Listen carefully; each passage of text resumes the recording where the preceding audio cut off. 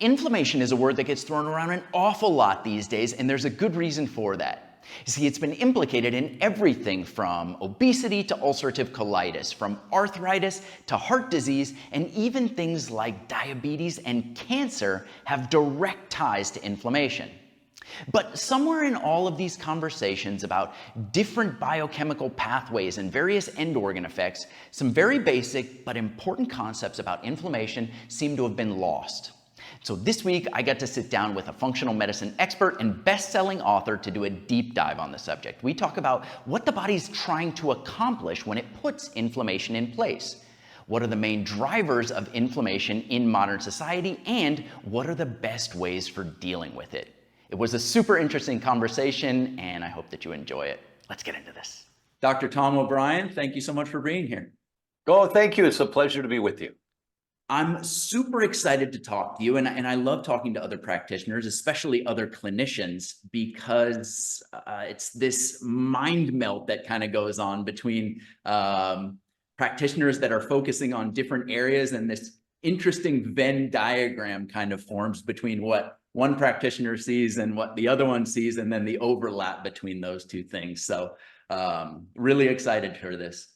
There's an abundance of information out there about inflammation and its relationship to various diseases. But I worry sometimes that inflammation is one of those words that's been used so much and in so many different contexts that it's kind of lost its meaning. Do you know what I mean when I say that? I do. And it's a critically important concept. The Center for Disease Control tells us that 14 of the top 15 causes of death are chronic inflammatory diseases. Everything except unintentional injuries, an accident.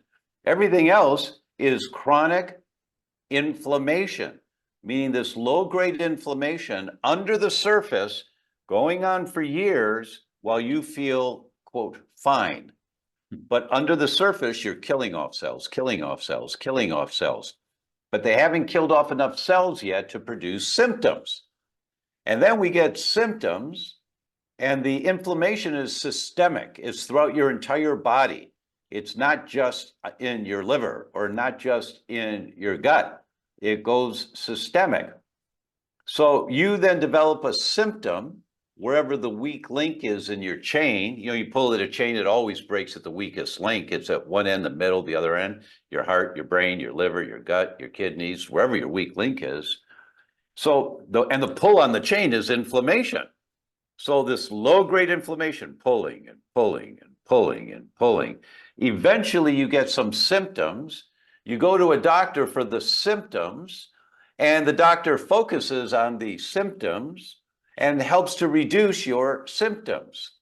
And you feel better, and that was a good doctor. Well, sort of. To the patient, it's most important to reduce their symptomatology. That's why they went to the doctor. But when they understand, so wait a minute.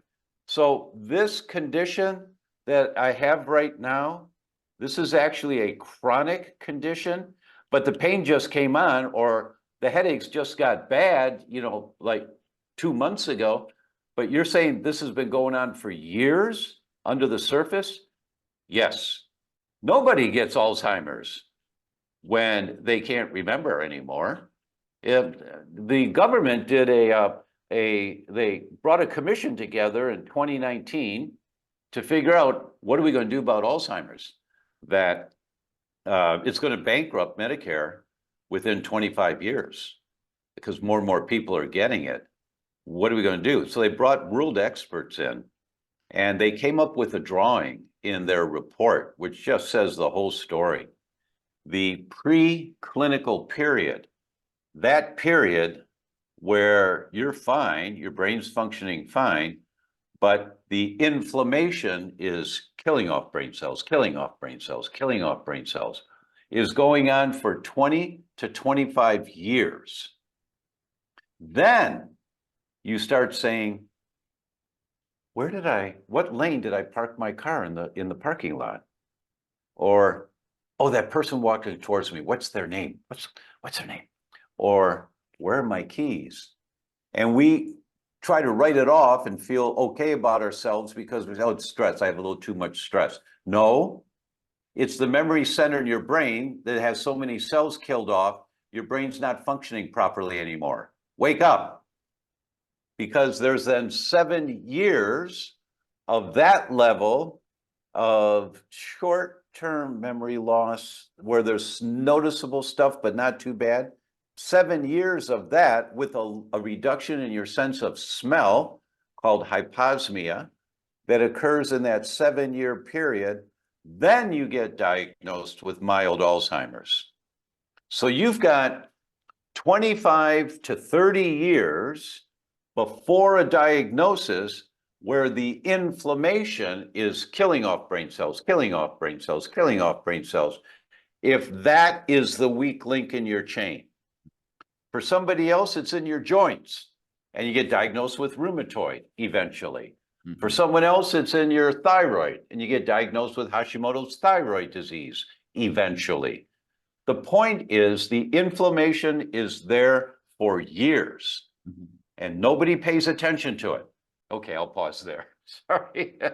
What I'd like to have you do, Dr. Thomas, is just take a step back and give us the 10,000-foot overview. You gave one mechanism there by which the body creates inflammation, but what is inflammation? Oh, great question. That's something that just gets lost in this conversation. Yeah. It's almost assumed that people know what it is, but like I said, I think a lot of people actually don't understand what inflammation is and why the body produces it. Really good question.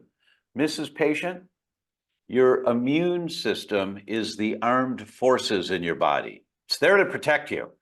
There's an Army, a Navy, an Air Force, a Marines, a Coast Guard. We call them IgA, IgG, IgE, IgM, cytokines, different branches of the armed forces. When the armed forces get called out to protect you because there's an invader, there's a threat that's come into the body, the immune system produces inflammation to kill the threat. That's its job. And the only thing the immune system is programmed to respond to is bugs, parasites, viruses, mold, fungus, and bacteria. Mm-hmm. That's it.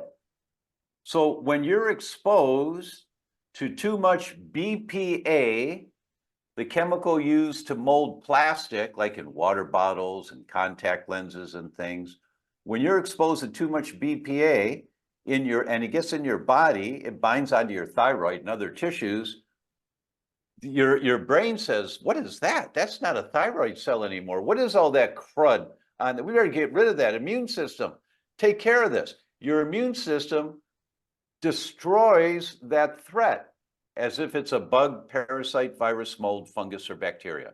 That's all it can do. It can't adapt to chemicals or heavy metals like lead or mercury. It treats any threat as a bug, parasite, virus, mold, fungus, or bacteria, which means it creates inflammation. So it's a generalized response. As a generalized response to kill the threat. Okay. So that's I think, a critical starting point for this conversation, is just to understand what's going on, why is the body doing it? So to rephrase what you're saying, the body has this pre-programmed response based on our evolutionary process that is designed to handle the things that have traditionally afflicted the human being. Is that exactly right?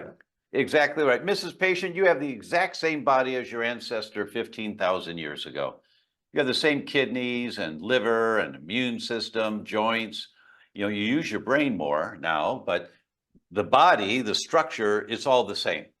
And our ancestors, before agriculture, before 10,000 years ago, before agriculture, they were nomads. They followed the herds, looking for food.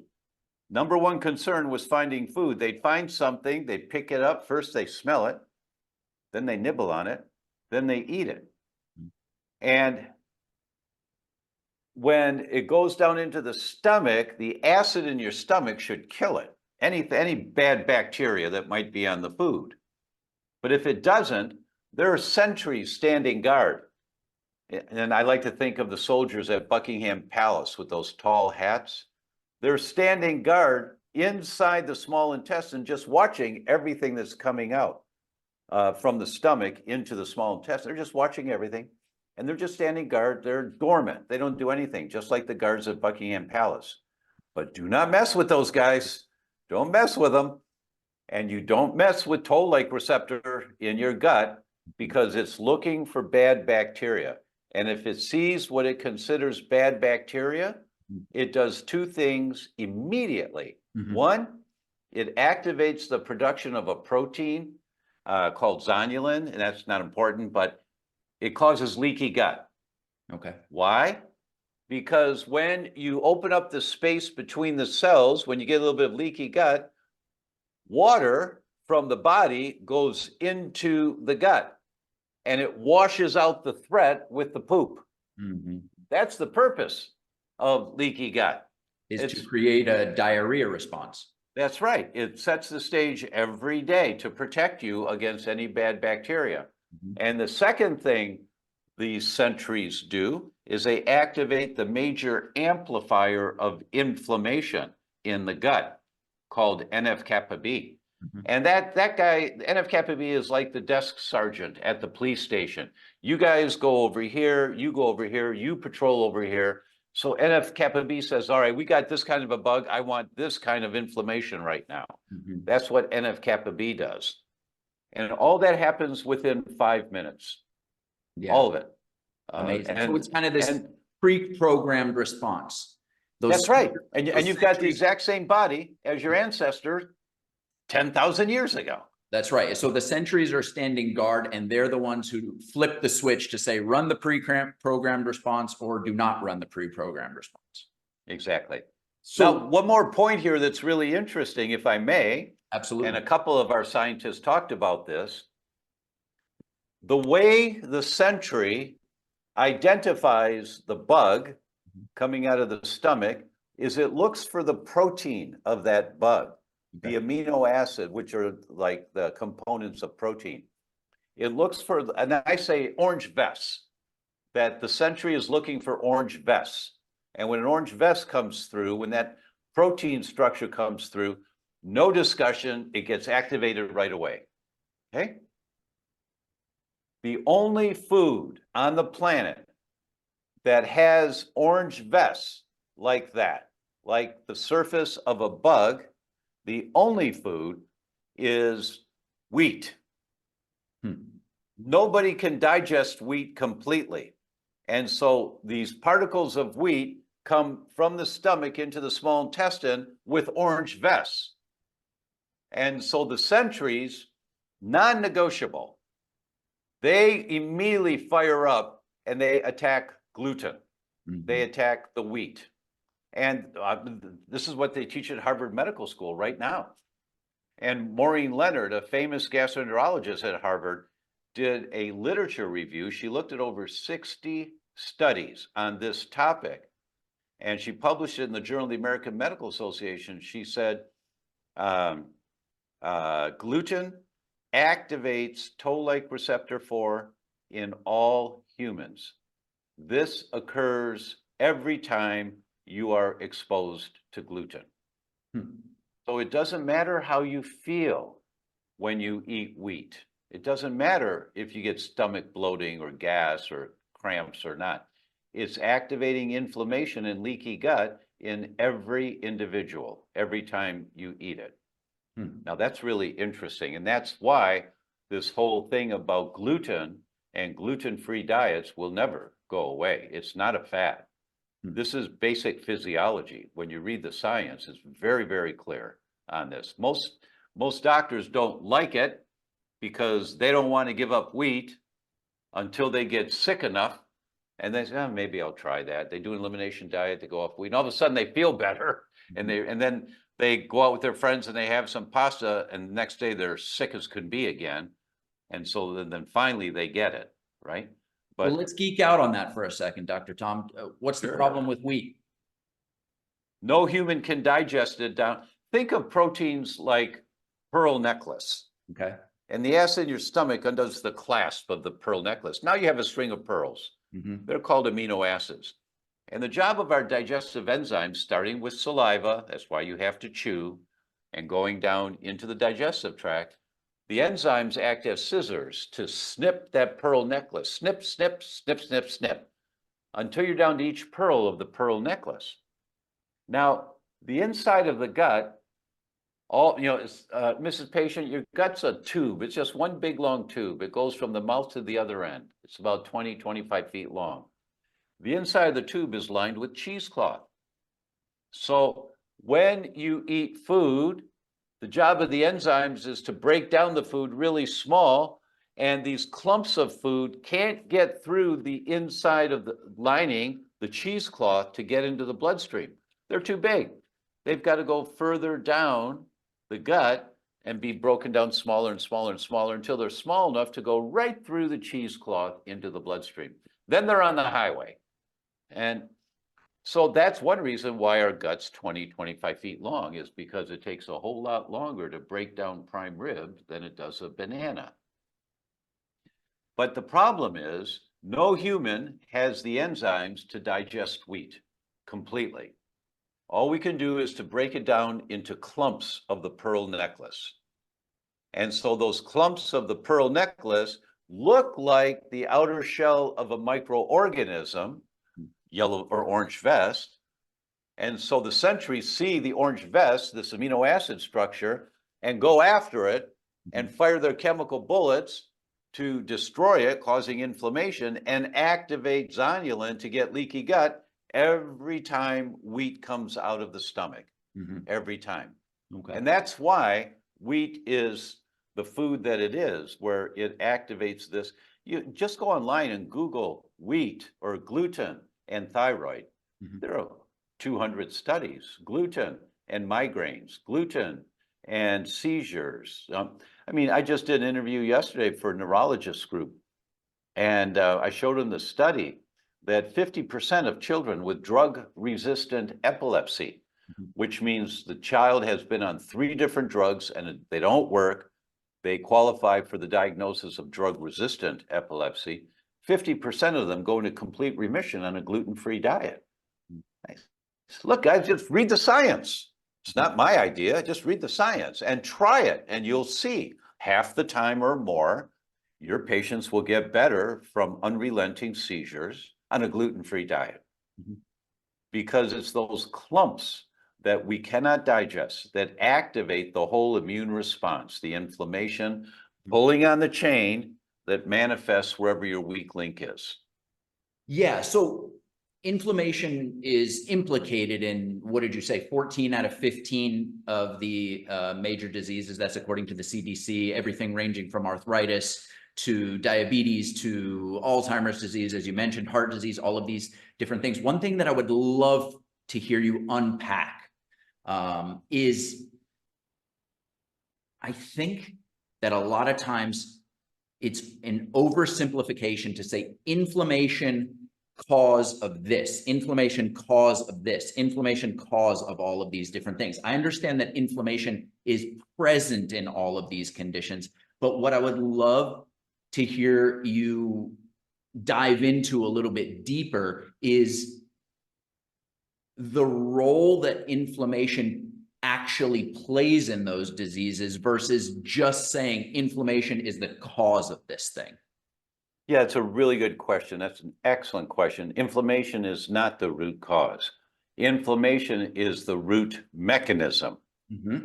So what's triggering the mechanism is exactly what our event is all about. And when patients understand that you put nail polish on, and in 4 to 5 minutes, the phthalates, chemicals used to mold plastic, the phthalates in the nail polish are in your bloodstream in 4 to 5 minutes. But there's no evidence that the amount of phthalates that get into your bloodstream are toxic to humans. There's absolutely no evidence of that. But these things are accumulative in your body over a lifetime. And then you cross a threshold. Chicago, 2016, 326 pregnant women in the 8th month of pregnancy. They did urine tests and measured 5 different phthalates, including BPA, the one that most people have heard about, and a few others. And they put the results into fourths, the women with the lowest amount, the next, the third, and the highest amount. They followed the offspring of those pregnancies for 7 years. And when the children turned 7 years old, they did Wechsler IQ tests on them, the official IQ test. There's not much in medicine that's all or every. This was every. Every child whose mother was in the highest category of phthalates in urine in pregnancy compared to the children in the lowest category of phthalates in urine in pregnancy, every child in the highest category, their IQ was 7 points lower. Wow. 6.7 to 7.4 points lower. That doesn't mean anything to anyone until you understand a 1-point difference in IQ is noticeable. A 7-point difference is a difference between a child working really hard, getting straight A's in school, and a child working really hard, getting straight C's in school. Wow. This child doesn't have a chance in hell of ever excelling because their brain never developed properly in mom's uterus. Now just Google phthalates and neurogenesis, nerve cell growth, brain growth. And here come the studies. The higher the phthalates, the more inhibition of brain cell growth. So the problem I call it the emergency brake. You know, you back out of a driveway and you say, what's wrong with this car? It's moving, but not for, the emergency brake. And you let go of the emergency brake and you back up just fine. I call this the emergency brakes, that high level of phthalates activates the immune system trying to protect you, and baby doesn't grow develop their brain to its full potential. Mm-hmm. And there are so many studies like that, many, many studies. So the immune system is there to protect you. It produces inflammation to protect you. Inflammation is not bad for you. Mm-hmm. Excessive inflammation is bad for you. Yes. And so you have to explore, where am I at? How am I being exposed to threats that activate my immune system to protect me from? That's our message. Yes. And what you're going to learn about is how toxic the home is with everything that we've been told is safe to use. It's not. How toxic our foods are. Mm-hmm. Oh, listen to this one. In the Journal of the American Medical Association, 2019, from Harvard, they published a study looking at couples going to assisted fertility centers. And as you know, Dr. Yoni, these couples are spending tens of thousands of dollars doing whatever they can to have a healthy pregnancy and a healthy delivery and have a family. I mean, it's a beautiful thing. So they ruled out cigarette smoking. They ruled out alcohol consumption. They ruled out exercise, no exercise. They ruled out every factor known to influence success or failure, except for one. So they isolated it down to just one. Mm-hmm. How many servings of fruits and vegetables is the woman eating a day while she's going through this artificial insemination process? And we know the results of that, of course. So the more fruits and vegetables, the better. No. Comparing the women in the highest number of servings of fruits and vegetables per day to those with the lowest amount of servings of fruits and vegetables today, the women in the highest category had an 18% less likelihood of successful implantation. And if they got pregnant, they had a 26% less likelihood of a live birth. They lost the baby. Explain that. To miscarriages and to stillbirths.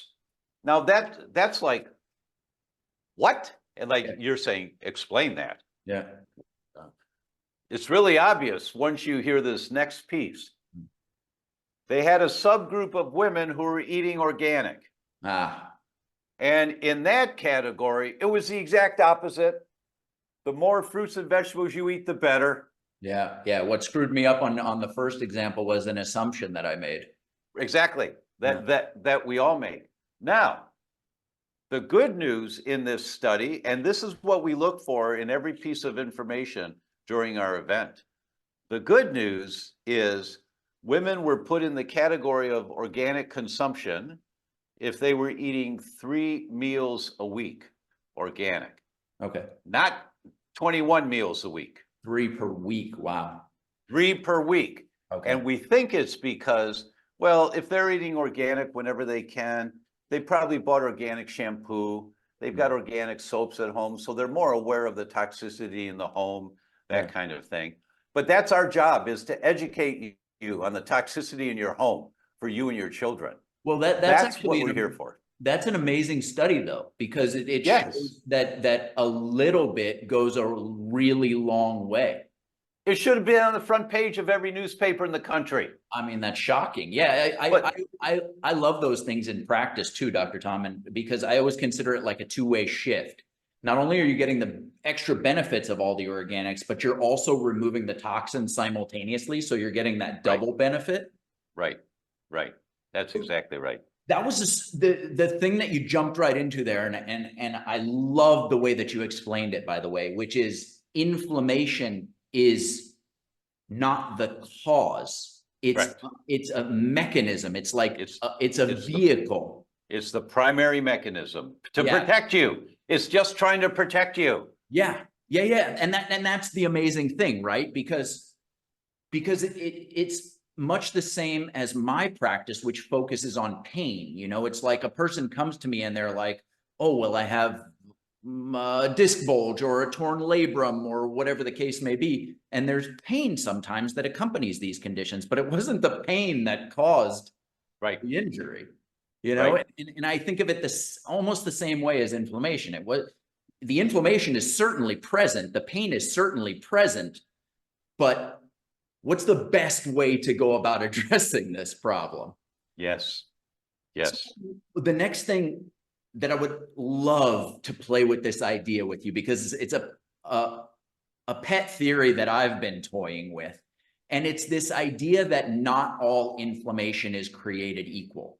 And so my theory, and I'd love to hear your thoughts on it, is that there is constructive inflammation in the body and there is destructive inflammation in the body.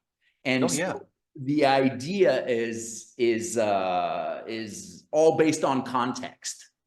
Well, yes, you're absolutely right. Now, once you accept, and this is basic immunology, your immune system can only respond to a bug, parasite, virus, mold, fungus, or bacteria. Once you accept that as basic 101 physiology, then anytime your immune system gets activated, it's been triggered because it has identified a bug, parasite, virus, mold, fungus, or bacteria. Always, without exception. You know, I shouldn't say it like that, because there may be some conditions where you have a dysfunctional immune system, but that is so rare, so very, very rare, that it's your safety, it's your armed forces there to protect you. So you must ask the question, what's it trying to protect me from? And, you know, a really great reality check for people, there are 4 tests that I recommend to anyone I see. I only talk to one patient every couple of weeks. You know, I'm an investigator, and as much as I love interacting with patients, I don't have time to do much of it, but I'd love to do a little. And anyone that wants to see me has to go through my staff, but there's 4 tests they have to do before I'll talk to them, because, you know, why waste time? I'm not going to, in any event. So you do 4 tests, and one test is called the total tox burden. Okay. And in that test, you're looking at metabolites of mold, heavy metals, organophosphates. You're looking at many, many different markers of toxicity inside your body. You know, there's 2 types of toxicity. There's what are called endotoxins. That's what's inside your body already that you've accumulated, lead, mercury, things like that. And exotoxin, that's what's outside the body, right? So I want to know, what's your endotoxin level? because if you've got mercury, a lot of mercury sitting in there, your immune system trying to protect you is fighting that mercury all the time. And it can't do it, it's not effective at breaking down mercury, but it's going to keep trying to fight it. And you have this chronic inflammation from high mercury levels or from mold metabolites or whatever it should be. So the goal here in our education in this docuseries is for people to understand this mechanism and the reason why it's happening, and then explore what is it in my life or my son with attention deficit in his life that's activating all this inflammation. What is it? You have to begin exploring, where is it coming from? Yeah, so the solution is not to go put everybody on non-steroidal anti-inflammatory drugs and wipe out their inflammation, right? Exactly. Now, that may be an appropriate short-term response for function for people who can't even function. They need some pain relief quickly. That may be appropriate, and then you have to deal with the side effects of those products later. But you have to explore, where is the inflammation coming from? What is triggering? It's protective. It's your immune system just trying to protect you. Okay. And we have to identify, what's it trying to protect you from? I mean, that's the key, right? So anything in our lifestyle, there are in the European Union, there are over 20,000 chemicals that are outlawed, not allowed in the EU, not in the foods, not in any packaging materials, not allowed. Okay. In the United States, there are 12. We're exposed all day, every day, to the things in your home that you don't realize are toxic, and they're activating an immune response. Blue Cross Blue Shield came out with a study in March of 2020 that got no press whatsoever, absolutely none, because that's when the virus came and everybody focused on the virus. But Blue Cross Blue Shield said, we've got a big problem here. And in the previous 4-year period, there was a 407% increase in the diagnosis of Alzheimer's, 407%, not 10%, not 20%, 407% in 4 years in 30 to 44-year-olds. This is like, what? What? And when you do the test for inflammation in your brain, the most comprehensive test I've ever seen is called the Neural Zoomer Plus. It looks at 53 markers of inflammation in your brain. And when you do that test and you see how much inflammation is going on in your brain right now, you then understand why so many people, why Alzheimer's is going to bankrupt our country and why autism is going through the roof. It's because of the amount of chemicals that we are exposed to. You can't see them, you can't taste them, you can't smell them, but they're accumulating in your body, activating your immune system, trying to protect you, that's causing the 4 to 9% increase in autoimmune diseases. Every autoimmune disease is going up 4 to 9% a year, every year. Wow. And this is why the amount of toxins that we're exposed to that we just take for granted. They just published a study 5 weeks ago that, we've known about microplastics in water. Now the technology is so good, laser identification technology, they can identify nanoplastics, which is a billionth of a gram. And they looked at the 3 common commercial bottled waters in the supermarket, and the average amount of nanoplastic in 1 liter of water was over 240,000. Wow. And that's what we're drinking every day that gets into your bloodstream and it goes through the blood-brain barrier into your brain, activating your immune system, trying to protect you, trying to kill off these plastics that are accumulating in your brain. And then the collateral damage is killing off brain tissue, killing off brain tissue, killing off brain tissue. Yeah. And so what you have to do is learn about all of this and then just slowly and methodically over time, our motto is progress, not perfection. Yeah. And just over time, you're eliminating these sources of toxicity for you and your family, and your immune system will calm down. Sure. And there's no question. I mean, the science is really clear in their language. In many papers, you can arrest and reverse your chronic degenerative diseases. There's no question that you can, but this is how you have to do it. You have to calm down the immune system by reducing the demand on the immune system to protect you from all of this stuff that it's protecting you from. Well, that just makes so much sense. So you mentioned a couple of tests there. I don't know if that advanced brain test is one of the four, but you mentioned like a total tox test. Right. Was the brain test one of the other four tests? And yeah. The four tests. The remaining two. Yeah. It's called the wheat zoomer because you zoom in on the problem. Okay. And it identifies leaky gut also, most advanced test I've seen for leaky gut. Okay. So the wheat zoomer, the neural zoomer plus, the gut zoomer, and the total tox burden. Those are the four tests that are musts for me. And these because are that's going to blood tests or stool tests? The total tox burden is a urine test. Okay. The gut zoomer is a stool test. Okay. And the wheat zoomer and neural zoomer plus are blood tests. Okay. Okay. So you're getting a really full spectrum there. Oh, and it's a great package. When you get these results back, you've got a really good idea. Now, there are some people that are sensitive to dairy, and there's a dairy zoomer, and there's an egg zoomer, and a lectin zoomer. There's many other tests.